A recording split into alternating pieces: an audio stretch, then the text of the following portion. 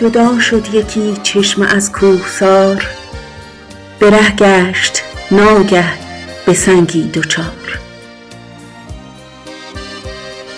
به نرمی چنین گفت با سنگ سخت، کرم کرده راهی ده ای نیک بخت.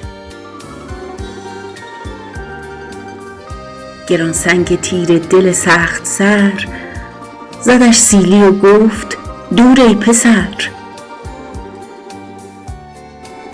نجنبیدم از سیل زور آزمای، که ای تو که پیش تو جنبم ز جای.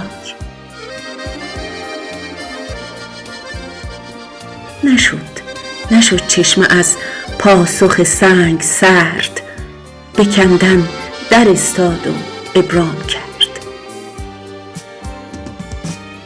بسی کند و کاوید و کوشش نمود، کز آن سنگ خارا رهی برگشود.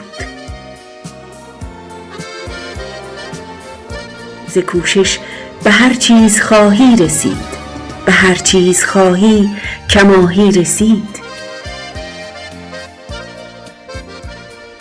برو کارگر باش و امیدوار، که از یأس جز مرگ ناید به بار. گرت پایداری است در کارها، شود سخت پیش تو دشوار.